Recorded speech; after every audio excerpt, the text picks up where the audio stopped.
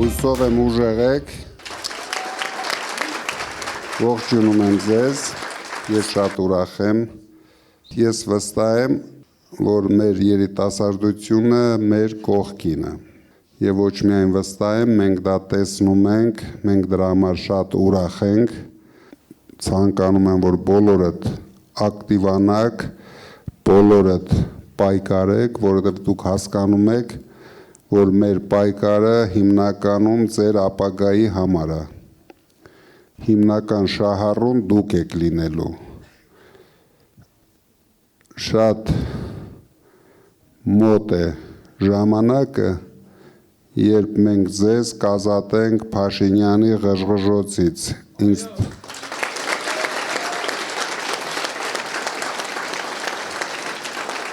Ինձ թվում է ձեր ականջներն էլ արդեն հոգնել են դրա անիմաստ ղժղժոցներից ու դուք ավելի հոգնած պետք է լինեք այն չարիքից, որ այս մարդը բերեց մեր երկրի գլխին։ Ես ձեզ չեմ ուզում բացատրեմ, վստահ եմ դուք բոլորդ նույնիսկ ինձանից շատ եք կարդում, շատ եք համոզվում, որ 8 տարվա մեջ այս մարդը մեզ ավելի շատ վնաս տվեց, քան միգուցե 100 տարվա մեջ մնացած բոլոր ղեկավարները։ Ինքը ամեն օր մեր երկիրը տանում է դեպի անդունդ։ Դա քաղաքական քարոզություն չեմ անում, դա իրոք այսօրվա իրականությունն է, դուք տեսնում եք, եթե մարդը կարողացավ իրեն թույլ տա հարձակվի մեր եկեղեցու վրա, մեր ինքնության վրա, ձեզ ասում է չնայեք հանկարծ Արարատ լեռանը, ես վստահ եմ, որ դա ոչ մի երիտասարդի չի տալիս ցանկություն հետևեն իրեն, բայց միայն լռելով,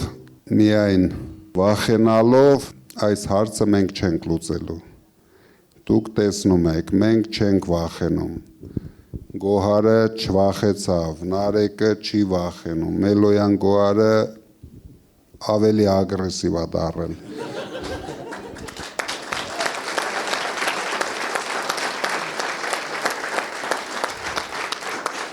Դրա համար ես ցանկանում եմ, որ այս 6-7 օրը դուք ավելի ակտիվ ու ագրեսիվ դառնաք։ Միայն ագրեսիվությամբ մենք կարող ենք հաղթել, նույնիսկ հայ մարդուն չեմ ուզում կոչել թշնամի, բայց իր արարքներով մեր երկրի հանդեպ իրեն ուրիշ բառով էլ հնարավոր չի կոչել։ Այս խմբակը իրոք թշնամություն է անում մեր երկրի հետ։ Սրանց պլանների մեջ բերեն մեր երկիրը նորից լցնեն իրեն սիրելի ադրբեջանցիներով, ու հետագայում վստահ եք, որ մյուս կողմից էլ թուրքերն են գալու և կունենանք այն պատկերը, ինչը որ Սաակաշվիլին բերեց Բաթումիի գլխին։ Եթե դուք եղել եք Բաթումի կամ գնացեք նայեք, այսօր Բաթումին համարվում է վրացական, բայց առանց վրացիների, մենք էլ կունենանք հաստատ Սյունիք առանց հայերի, հաջորդը Վայոց ձոր առանց հայերի և այսպես շարունակ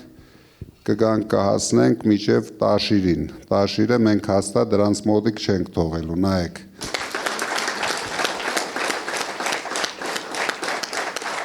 Եթե միասին ենք, ուրեմն սկսում ենք պայքարել առաջինը Սյունիքի համար, բոլորս միասին։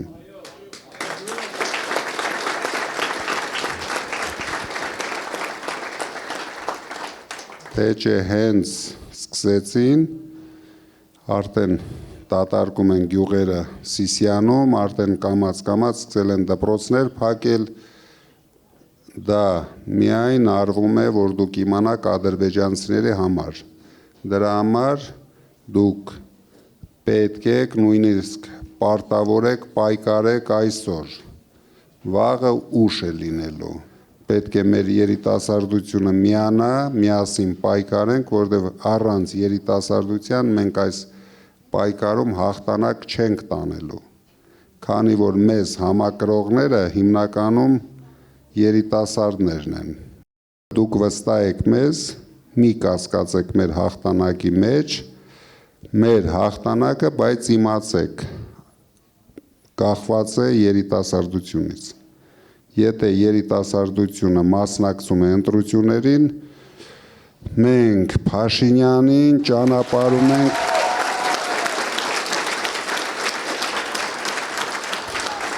Ես ուզում եմ դուք ամենակարևորը վստահ լինեք, հույսով լինեք, մենք շատ մոտ ենք հաղթանակի, շատ մոտ ենք ազատագրելու մեր երկիր այս չարիքից, նորից եմ ասում, շատ կարևոր է ձեր ակտիվությունը։ Մենք ցանկություն ունենք հաղթենք ձեր հետ միասին, որովհետև ամեն ինչ անելու ենք ձեր համար, դուք օգտվելու եք մեր իշխանությունից, մեզ շատ են պետք տաղանդավոր երիտասարդներ, իսկ ես վստահ եմ, որ հայ երիտասարդների ամեն երկրորդը տաղանդավոր է։ Հնարավորություն չեն ունեցել իրենց տաղանդները ցուցադրեն, դուք երևի հիշում եք, մի քանի տարի առաջ գոհարներ զբաղվում, մենք հատուկ ծրագիր էինք անում, հիշում եք, որ ստարտափերը նոր, մեր երիտասարդների ստարտափերը մենք ֆինանսավորում էինք, որ բացեինք մեր երիտասարդներին, ոգևորվեին, մտնեին բիզնես, 13-ը հաջողեցին, արդեն զարգանում են որպես բիզնես, դրա համար մենք շատ ուրախ ենք։ Սրանք ամեն ինչից վախենում են, Ալիևից վախենում են, Էրդոգանից վախենում են, Ֆիդանից վախենում են, ինձնից վախենում են, բոլորից վախենում են։ Դուք տեսնում եք, մարդիկ էլ չեն վախենում, գան մեր հանրահավաքներին, մարդիկ էմոցիա են ցույց տալիս հանրահավաքներին, մարդիկ պատրաստ են աշխարհ շուռ տալ հանրահավաքներին, դրա համար մենք պետք է ձեզ հետ միասին առաջնորդենք այս պայքարը, մեր երիտասարդությունը պետք է իրոք դուրս գա պայքարի, իրենց դեմքով, սա է, միակ ձևը սա է, չկա ուրիշ տարբերակ, այս մարդիկ լավ նստել են այս աթոռին, ավելի ճիշտ իրենց նստեցրել են այդ աթոռին, տարիներ շարունակ շատ օգտվեցին, հիմա էլ համանգելաբերանները չեն ուզում գնան, այսինքն չեն ուզում կտրվեն ոչ աթոռից, ոչ իրենց այս հնարավորություններից, բայց մենք կտրելու ենք ամեն ինչից, իրենք էլի հնարավորություն չեն ունենալ օգտվեն մեր երկրից։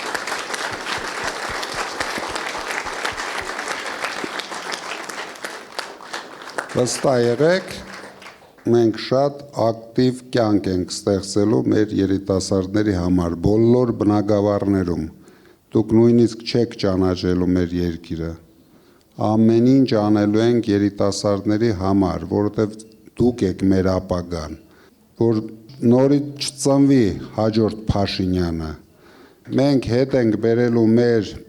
պատմական հերոսներին, մեր նոր ժամանակների հերոսներին, մենք ամեն ինչ կանենք, որ մեր երիտասարդները նվիրվեն մեր իսկական հերոսներին, իրոք, էլ չպետք է ունենանք նոր փորձություններ, նոր փորձեր, այսպիսի մարդիկ, ով չի սիրում իր հայրենիքը, ով բացարձակ կապ չունի իր հայրենիքի հետ, պետք է համարվեն վտանգավոր, չնայած հիմա մեր ժողովուրդը հիմա տեսում է, որ այս մարդը վտանգավոր է, այն փողոցներում վազվզում է կանանց հետևից, ցույց է տալիս, որ ինքը շատ վտանգավոր մարդ է։ Ես կուզենայի մի հատ Նարեկն էլ իր խոսքը ասեր, հետո կանցնենք հարց ու պատասխանի։ Շնորհակալ եմ, պարոն Կարապետյան։ Հիմնական բանը, որ ես բոլորին փոխանցել եմ, դա եղել է պատասխանատվության զգացումը, որ եթե մարդ կարողանում է իր վրա պատասխանատվություն վերցնել, ինքը գիտակցում է ցանկացած բանի արժեք, գիտակցում է իր արժեքները, ազգային արժեքները ու գիտակցում է նաև իր հայրենիքի արժեքը։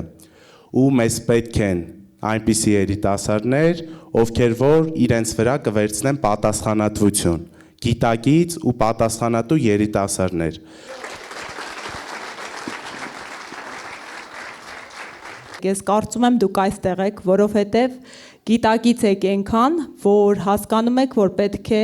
պահանջատեր լինեք, իրավատեր լինեք ու դուք եք որոշում կայացնողը, թե ովքեր են ձեր կյանքը կառավարելու։ Մեր սահմանադրությունը մի ճշմարտություն ունի, ասում է, որ ժողովուրդն է իշխանության աղբյուրը։ Արդեն 8 տարի է այդ ժողովրդի կամքը շահարկելով, անդադ ժողովրդին հղում կատարելով, կամած այդ իշխանությունը հեռացրին ժողովրդից։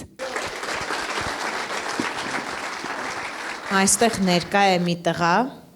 ով որ երբ որ մենք նոր էինք մեկնարկել մեր ձևով շարժումը եւ հայտարարել էինք այն մասին, որ մենք տաղանդավոր երիտասարդներին ենք աջակցելու,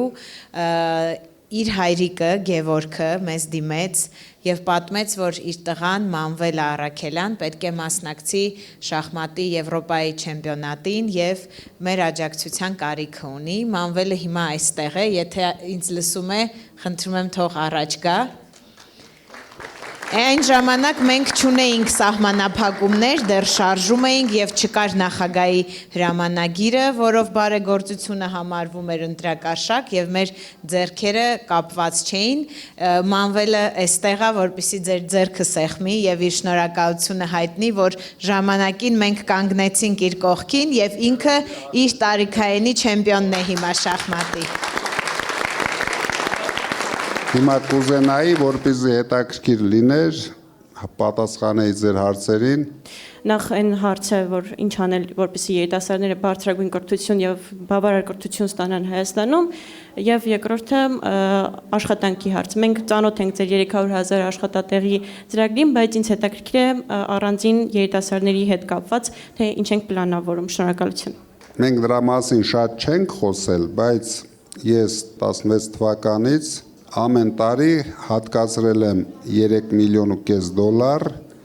որ մեր այն տաղանդավոր երիտասարդները, ովքեր ցանկություն ու հնարավորություն ունեն սովորեն արտասահմանի լավագույն վուզերում, ֆինանսավորել ենք, բայց իրենցից ոչ մեկը մինչև այսօր դրա մասին չգիտի։ Ես միշտ տեսել եմ հայերի մեջ տաղանդը եւ ամեն ինչ անելու ենք, որ դա զարգացնենք արդեն Հայաստանում։ Դուբայ արդեն ապացուցեց, հիմա ոչ մեկը չի ուզում իր երեխային Լոնդոն ուղարկի սովորելու, բոլորը վազում են Դուբայ, որտեղ ամենալավագույն դպրոցները, ամենալավագույն վուզերը աշխարհի մասշտաբով բոլորը արդեն իրենց ներկայությունը ունեն Դուբայում։ Իսկ մեզ ինչն է խանգարում, որ ով մեզ պետք է, բոլորը լինեն Հայաստանում, Հայաստանում չենք կենտրոնացնելու միայն Երևանի վրա, մենք այնպիսի քաղաքականություն ենք տանելու, որ զարգացնենք մարզերը, դրա համար թե կրթությունն ենք տեղափոխելու մարզերը, թե գործարաններ ենք կառուցելու մարզերում, առաջի հերթին մարզերը պետք է զարգացնենք, որ չհայաթափենք մարզերը, որտեղ Փաշինյանի ընկերը, շեֆը սպասում է, երբ հնարավորություն ունենա իր Փաշինյաներով լցնի մեր մարզերը։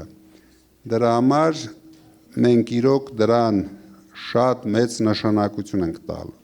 Մենք պետք է փոխենք մեր հասարակության այս վերջի տարիներին ձևավորած մենտալիտետը, որ մենք թույլ ենք, որ մենք հնարավորություն չունենք բոլորը, դրա համար մեր կուսակցության անունը դրել ենք ուժեղ, որ միանգամից մարդկանց ներշնչենք, որ ուժ է պետք, ուժեղներն են պետք հիմա, մեզ պետք չեն վախկոտները, մեզ պետք չեն թույլերը, մեզ միայն ուժեղներն են պետք։ Ես կուզենամ, որ դուք մեզ ասեք, որն է ձեր բիզնես հաջողության գաղտնիքը։ Շատ անսովոր բան եմ ասելու, բայց գլխավորը, որ դու չերևաս, որպես միայն բիզնեսմեն։ Հենց դու ցույց տվեցիր, որ դու ընդամենը բիզնեսմեն ես, որտեղ միանգամից քեզ կուլ են տալիս։ Դու պետք է ցույց տաս, որ դու ուժեղ մարդ ես, այն Փաշինյանը, որ մեր բառը փչացրեց, մենք հիմա նորից հետ ենք վերադարձնելու խոսույթ, դուխով ես, մնացածը արդեն դուք պատկերացնում եք, էլ ինչա պետք դրա համար, անպայման պետք է ինտելեկտ ունենալ, գիտելիքներ ունենալ, որտեղ առանց դրա ինչ էլ դու ուզում ես անես, եթե դու գործից չհասկացար, լինում են պատահականություններ, բայց երկարատև տարիներ շարունակ չունենալով այս հատկությունները ես որ ասեցի, անհնար է։ Նույնիսկ եթե դու քեզ հաջողվեց աշխատել այդ մեծ գումարները, պաշտպանելը դառնալու է անհնար, որովհետև դու ինչ կան բարձանում ես, քեզ վրա նայողները ավելի շատանում են ու ավելի ագրեսիվ են դառնում։ Եթե դու չունեցար այդ իմ ասած հատկությունները, հատկանիշները, դու շատ արագ կորցնելու ես ամեն ինչ, քեզ չեն ներելու ոչինչ։ Դրա համար շատ կարևոր է, որ մարդը իրեն հենց սկզբից դաստիարակի ինքը իրեն, որ ինքը ուժեղ է, որ ինքը դուխով է, որ ինքը շատ գիտելիքներ ունի, ինքնավստահ լինի, ու ամենակարևորը պարկեշտ լինի։ Եթե դու հավատում ես քո ուժերի վրա, պետք է ամեն ինչ անես, հասնես քո ուզածին։ Հիմա երբ մեր ծրագրը ես հասկացա, որ դուք նայել եք, տեսնում եք մենք ինչ բարձր նշաձող ենք դրել, 300,000 աշխատատեղ 5 տարում, որ դուք պատկերացնեք, դա ինչ է, կարող եք նայել տնտեսագիտական մոտեցում ցույց տվեք, նայեք, Ռուսաստանի նման պետությունում 5 տարվա ընթացքում մոտ 145 միլիոն բնակչություն ունեն, 300,000 աշխատատեղը համարյա անհնար է անել, բայց մենք դրել ենք այդ նշաձողը, քանի որ մենք ժամանակ չունենք, եթե մենք չապահովենք մեր շրջաների հիմնականում բնակչությանը, մոտ 500,000 մարդ անգործ նստած են։ Մենք ամեն ինչ անելու ենք, որ բոլորը մտնեն կյանք։ Առաջի հերթին ուշադրություն ենք դարձնելու մեր մարզերի կանանց վրա, որովհետև իրենք պարտավոր են աշխատեն, իրենք պարտավոր են ավելի ինքնավստահ լինեն։ Մենք տաշիրում հասել ենք դրան։ Իսկ դա եթե չենք անում, հավատացեք, հայաթափում ենք շրջաները։ Փոփոխությունների ժամանակ մարդիկ, որոնք հիմա զբաղեցնում են որոշակի պաշտոններ, ոչ միայն չեն կրել պատասխանատվություն իրենց որոշակի ժամանակահատված պաշտոն զբաղեցնելու ընթացքում մեկ լումա օգուտ չտալու, այլև հակառակ վնաս տալու համար, այլև շարունակում են պաշտոնավարել։ Եվ ես որպես երիտասարդ եւ ունեմ մտավախություն եւ կցանկանայի, որ այդ մտավախությունը փարատվեր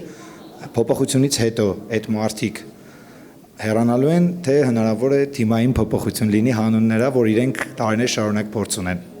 Մեր գլխավոր նշանաբանը համախմբելն է մեր ժողովրդին։ Այս բևեռացումը, որ ունենք մեր հասարակության մեջ, եթե մենք դա շատ արագ չենք լուծում այդ հարցը, եւ ես վստահ եմ, որ մեզանից բացի ոչ ոք չի կարող լուծել այս հարցը, դրա համար նշանակություն չի ունենալու, որ կուսակցությունից են եղել, ինչ են աշխատել, մարդիկ, որ չեն աշխատում,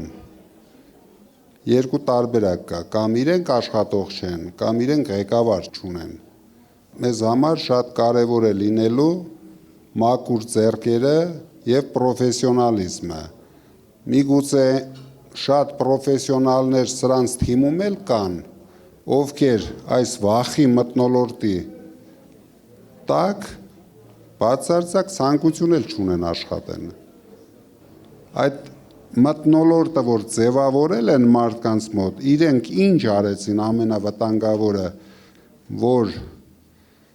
կտրեցին հայ մարդու հույսը, հայ երիտասարդի հույսը, ձգտումը, ոչ ոք չի ձգտում ինչ որ քայլ անել, որտեղ համարում է դա վտանգավոր։ Եթե դու ուղիղ այդ խմբակի անդամ չես, բոլոր մնացածի համար հիմա վտանգավոր է Հայաստանում ապրել։ Դրա համար մենք այդ հարցը լուրջ ուսումնասիրելու ենք, չենք սկսելու տապորով ջարդել այդ ամեն ինչ կա, ուսումնասիրելու ենք, թե մարդկանց միգուցե այնպիսի տաղանդավոր մարդիկ կան, որ ավելի բարձր պաշտոններ կստանան։ Մարդուն աշխատացնող է պետք, առաջին հերթին, պետք է ունենա նորմալ ղեկավար, որ կարողանա աշխատացնի։ Մենք նայելու ենք մարդկանց, մարդու կերպարին։ Հարցս հետևյալն է, ես վստահ եմ, որ դուք եք Հայաստանի հաջորդ վարչապետը, արդեն որպես պարոն վարչապետ։ Մենք ինչպիսի քայլերի հաջորդականությամբ ենք, տնտեսական հաջորդականությամբ ենք պատրաստվում մարել մեր պարտքը եւ երկրորդ մասով ինչպես եք դուք գնահատում Հայաստանի տնտեսությունը կարող է վերածվել միայն ներմուծող տնտեսական մոդելով երկրից դառնալով վերջնական արտադրանք արտադրող եւ արտահանող երկրի։ Շնորհակալ եմ։ Նայեք, առաջին հերթին իրենք չեն կրկնապատկել, ավելի շատ են վերցրել 6 միլիարդից հասցրել են 15 միլիարդի, այսինքն 2.5 անգամ են ավելացրել, բայց ես պարզ եմ ասում, որպես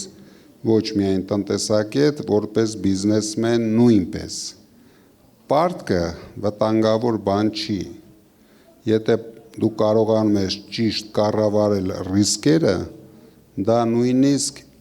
սենց ասեմ, եթե տալիս են, հանգիստ պետք է վերցնել, բայց պետք է ճիշտ կառավարել, ոչ թե պետք է պարտք վերցնել ասֆալտ փռել, այսինքն ջնջել այդ գումարը, այ եթե իրանք այդքան պարտք վերցնելով, այդ գումարը հաստատ կհերիկեր մի քանի անգամ, երևի կեսն էլ կհերիկեր, որպեսզի 300,000 աշխատատեղ ստեղծեին, բայց մի ցենտ չեն ծախսել դրա վրա։ Ոչ մի գումար չեն ծախսել հավելյալ արժեք ստեղծելու համար։ Դրանով իրեն կյանքում ոչ թե չեն փակի պարտքը, այլ չեն էլ կարող մի ռուբլի նվազեցնել այդ պարտքից։ Իսկ ինչպես կարելի է նվազեցնել 300,000 աշխատատեղով։ Եթե սա մենք չենք անում, ժողովուրդ ջան, արդեն մեր տնտեսությունը բյուջեն ձևավորված է շատ սխալ։ Միայն պետք է պարտք վերցնես, ապրես, ուրիշ տարբերակ չկա։ Այսինքն ընտրության առաջ են կանգնելու։ Մանկավարժը, աշխատավարձ պետք է ստանա, թե պարտք վերցնենք։ Բժիշկը պետք է աշխատավարձ ստանա, թե պարտք վերցնենք։ Թոշակ պետք է ստանան ժողովուրդը, թե պարտք վերցնենք։ Այ մենք շուտով գալու ենք սրան, որովհետև իրենք ինչով են աճեցրել հնան, միայն պարտքով։ Այսինքն դու պարտքը վերցնում ես, ծախսում ես, հնան ավտոմատ այդ չափով աճում է։ Ուրիշ ոչ մի բան չեն արել հնա աճեցնելու համար։ Երկրորդը այդ պատերազմի արդյունքն է, որ կոչվում է ռեէքսպորտի հաշվին, այսինքն գումար է ֆռացել, Հայաստանի բյուջեն դրանից մի ցենտ օգուտ չի ունեցել, բայց թվերը նայում ես, եկել, գնացել է, ինքը հնայի մեջ դեր է ունեցել, չկա ոչ մի հավելյալ արժեք, իրենք ոչ թե չեն ստեղծել, փակել են ձեռնարկությունները, ու փակելով գնում են, ոչ մի բան չեն կարող, Նարեկը Հրազդանում, եթե նայել եք մեր հանրահավաքը, հայտարարեց, որ 3 ընդամենը Հրազդանում կա 3 խոշոր ձեռնարկություն, 3-ն էլ փակել են։ Այսինքն ոչ մի քայլ չեն արել, որ ինչ-որ երկիրը զարգանա։ Դրա համար ինձ թվում է մենք ճիշտ ժամանակին գալիս ենք և զբաղվելու ենք այդ բոլոր հարցերով, 300,000 աշխատատեղ, հենց մենք այս հարցը լուծում ենք, մենք միանգամից լուծում ենք պարտքերի նվազման հարցը, թոշակների բարձրացման հարցը, մանկավարժների, բոլոր աշխատավարձների հարցը ու կունենանք լրիվ ուրիշ երկիր։ Ու ամենակարևորը զերո աղքատությամբ։ Շնորհակալություն։ Պարոն Կարապետյան, որպես ուժեղ Հայաստանի առաջնորդ, ինչպիսի հստակ քայլերով եք սկսելու երկրի արժանապատվության վերականգնումը եւ երիտասարդների շրջանում կոտրել այս հուսահատությունը։ Շնորհակալություն։ Դա ամենահեշտ հարցն է, Սոֆի։ Հենց մենք ձևավորում ենք կառավարություն, դուք տեսնեք նույն օրը համ այդ հույսն է գալու, համ մեր նվաստացումներն են վերանալու, համ Ադրբեջանի նախագահն է խելոք տեղ ընկնելու։ Եթե ստիպված լինեիք ունենալու մեկ հնարավորություն ընտրելու մեկ ոլորտ, որում Հայաստանը պետք է կենտրոնանա մի քանի տասնամյակներ ընթացքում, որը կլիներ այդ ոլորտը եւ ինչու։ Առաջնահերթ լինելու են բոլոր ոլորտները զուգահեռ, քանի որ մենք պետք է զուգահեռ ստեղծենք արդյունաբերություն, զուգահեռ պետք է զարգացնենք туриզմը, ամեն ինչը զուգահեռ ենք անելու։ Եթե մենք որոշեցինք, որ այս ոլորտն է կարևոր Հայաստանի համար, մենք էլի հետ ենք ընկնելու։ Ես պատկերացնում եմ, ինչ պետք է անենք եւ զուգահեռ ամեն ինչ անելու ենք։ Ինձ համար ամենահաճելին լինելու է туриզմի ոլորտը զարգացնելը։ Ինձ թվում է դա ոչ միայն ինձ համար, ամբողջ Հայաստանի բնակության համար դա հաճելի է լինելու, բայց մենք չենք կարող առանձնացնենք ոլորտներ, որովհետև այնքան բարձի տողի վիճակում այսօր մեր տնտեսությունը, մենք իրավունք չունենք գնանք մեկ ոլորտ զարգացնենք։ Ինձ հորապես անհանգստացնում է համատարած համակարգային ճգնաժամը, որը տանում է մեր երկրի վերջնական կործանմանը իր աղետալի հետևանքներով։ Խնդրում եմ նշել այն ուղիները, որի շնորհիվ կարող ենք ստեղծել նոր համակարգ եւ ինչպիսի մասնակցություն կարող է ունենալ այդ գործում երիտասարդությունը։ Շնորհակալություն։ Ինչպես ստեղծել, շատ հեշտ։ Հունիսի 7-ին գնալ անել ճիշտ ընտրություն։ Դրանից հետո ամեն ինչը շատ արագ, շատ միանգամից պետք է շատ մեծ փոփոխություններ անել։ Այս լճացումը, որ սրանք բերել են մեր երկրին, միանգամից պետք է նոր լուծումներ տալ։ Չի կարող ձեր ասած համակարգային լուծում ենք տալու, չենք կարող ասել այս բնակավարը կաճեցնենք, դրանից հետո անցնելու ենք այս սրան, ամբողջությամբ, ամբողջ համակարգը, շատ արագ, շատ մեծ արագությամբ, ժամանակ չունենք, մենք ասել ենք 5 տարում պետք է չունենանք աղքատություն Հայաստան, բայց մենք դնելու ենք այդ նշաձողը ու հասնելու ենք դրան, մենք իրավունք չունենք ուրիշ ձևով շարժվենք։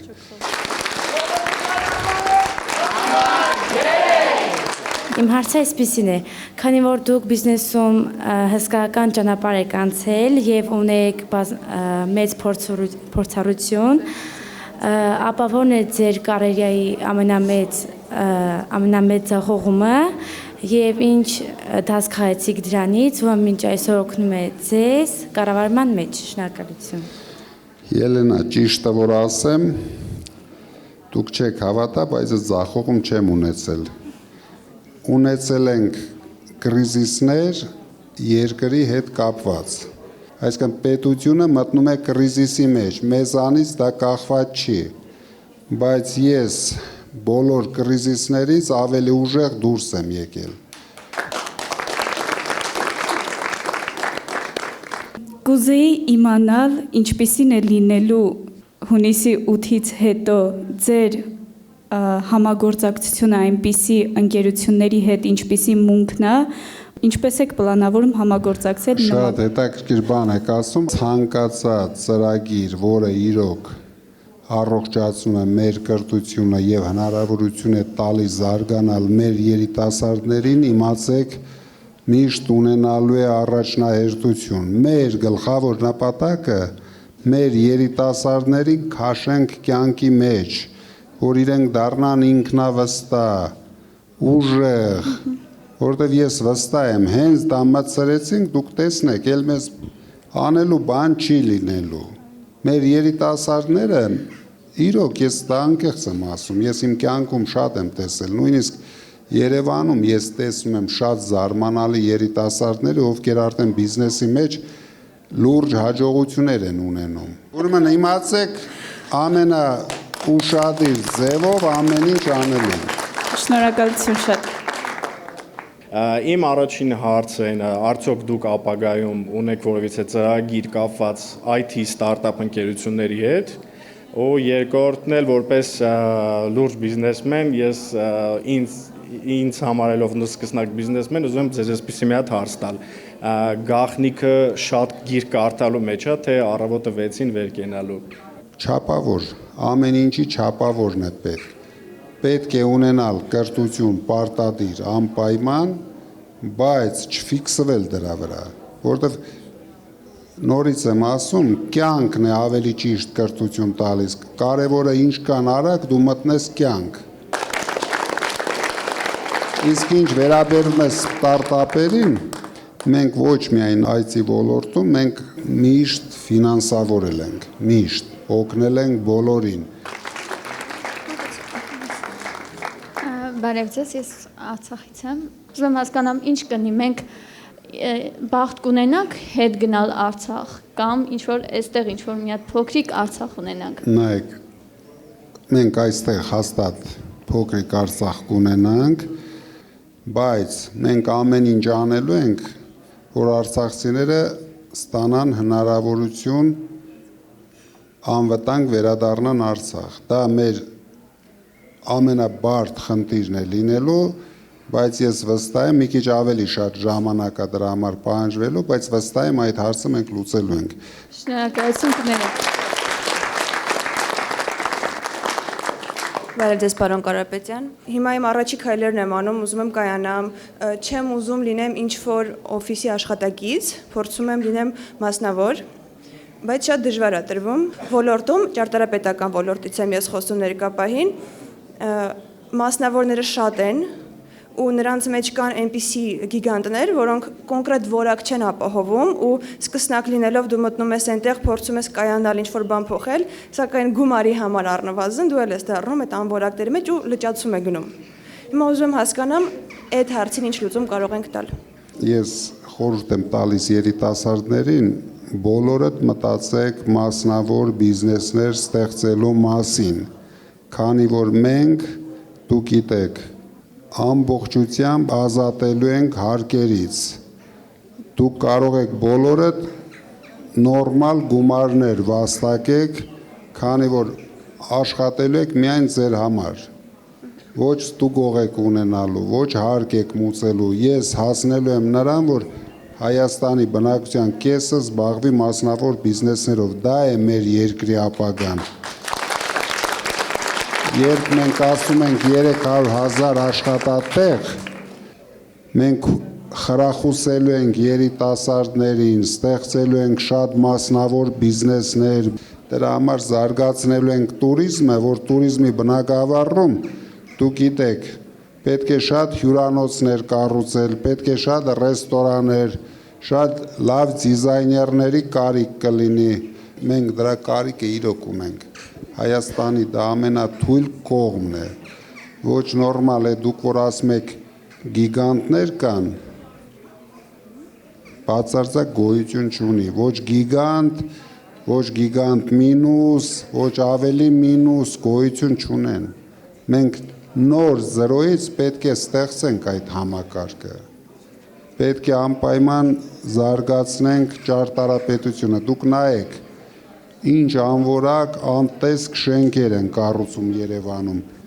չկա ճաշակ հասկացողություն չկա, այ մի բան կարող եմ խոստանալ, 5 տարի հետո տեսնեք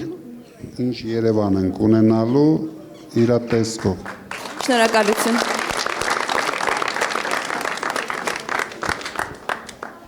Բարև ձեզ, ես Գաբրիելա Հարությունյանն եմ, Հայաստանի շախմատի եռակի չեմպիոն, Եվրոպայի մեդալակիր։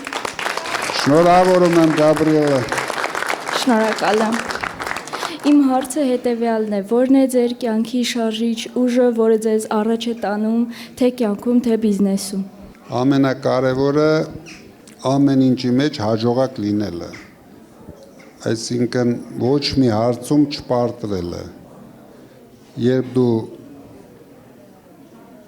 անպայման ցանկություն ունես, որ հաղթես ամեն ինչում, դու համենայն դեպս շատ բաներում հաղթում ես։ Դրա համար շարժիչ ուժ հասկացողություն, օրինակ ինձ համար չկա։ Ինձ ամեն ինչն է շարժում, ամենակարևորը հասնեմ արդյունքի։ Ինձ այս իշխանություն էլ պետք չի, բայց այս հաղթանակը շատ է պետք։ Դրա համար մենք գնալու ենք հաղթենք։ Շնորհակալություն։ Բարև ձեզ, պարոն Կարապետյան, նախ ասեմ, որ շատ ուրախ եմ, որ հնարավորություն ունեցա հարցս ուղղելու ձեզ։ Հարցս հետևյալն է. ինչ խորհուրդ կտաք իմ տարիքի երեխաներին, որ ապագայում ձերպես հաջողակ լինեն։ Լավ կրթություն,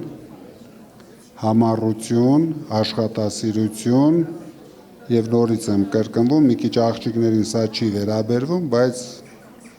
ներքին դուխը պարտադիր է, ներքին ինքնավստահությունը պարտադիր է։ Եթե այդ ինքնավստահությունը մարդը չունի, որ ինքը կարող է հաջողակ լինել, ոչ մի բան էլ իրեն չի օգնելու։ Եթե դու տրամադրված ես միշտ կատարող լինել, դու միշտ կատարող ես լինելու, դու չես կարող հաջողակ լինել, լիդեր դառնալ, իսկ եթե դու հենց սկզբից ներշնչում ես քեզ, որ ես աշխարհը պետք է շուռ տամ, եթե աշխարհն էլ չհաջողվի, կեսը շուռ կտակ հաստատ, տրամադրվեք, որ դուք կարող եք։ Շատ շնորհակալ եմ։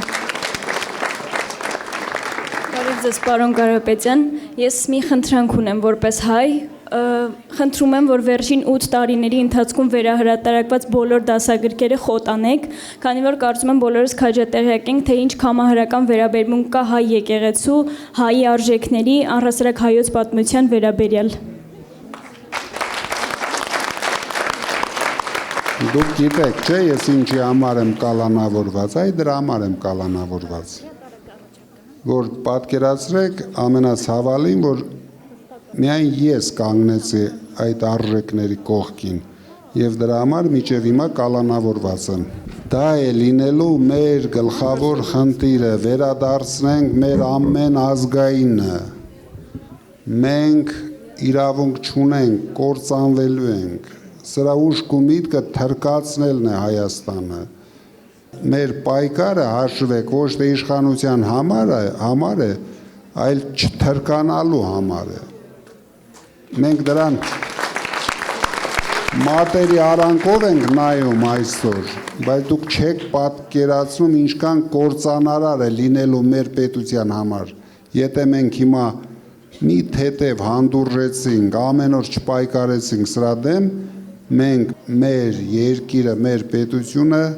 տանում ենք թրկացման։ Ազգային արժեքների ու հանուն փոփոխության։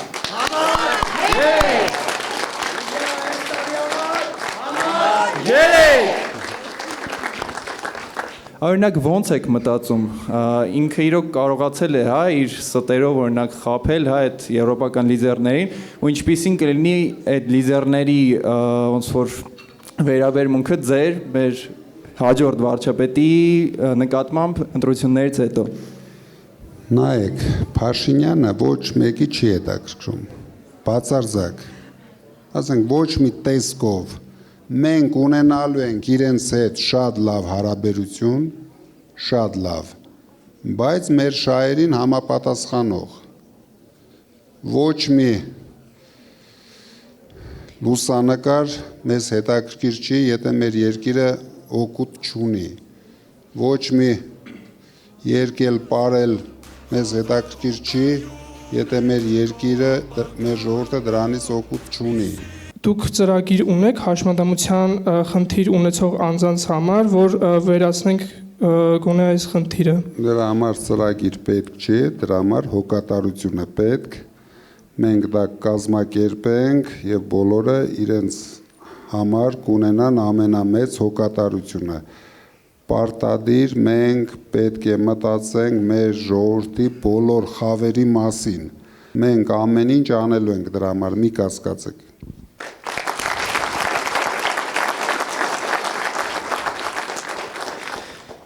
Շնորհակալություն շատ, բոլորիս հաղթանակ եմ մաղթում։ Ապրես